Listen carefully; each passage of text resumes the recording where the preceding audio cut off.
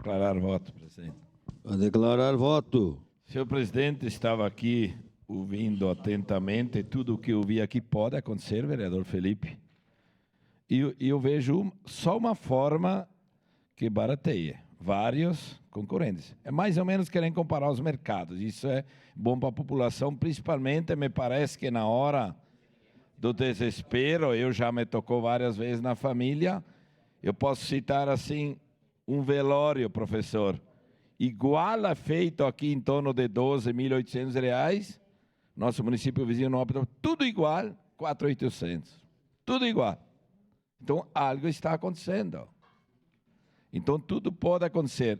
Eu vejo que nesse decreto deve regulamentar muitas coisas e vejo também que quanto mais restrições, menos interessados.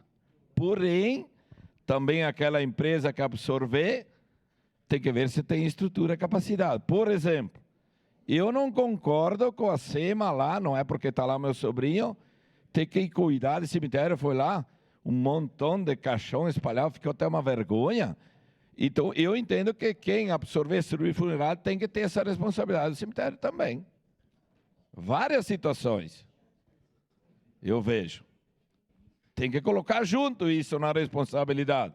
O vereador Bressan, ali que lutava muito por 20% 12%, tem capacidade de absorver, isso não vai acontecer que nem nas licitações. Só que, de novo, os dois lados da moeda, quanto mais restrições, menos pessoas interessadas. Também a questão do Rafael, a gente sabe dos monopólios dos postos, pode acontecer. Agora, uma garantia da população de melhor preço é só com grande, enfim, com mais empresa interessada que nem na Visate ali. Fica difícil quando tem só um.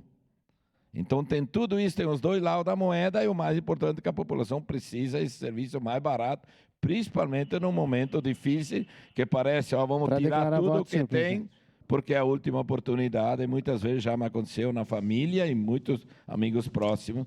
Tudo isso pode acontecer. Vamos aguardar a nossa parte, estamos fazendo. Obrigado.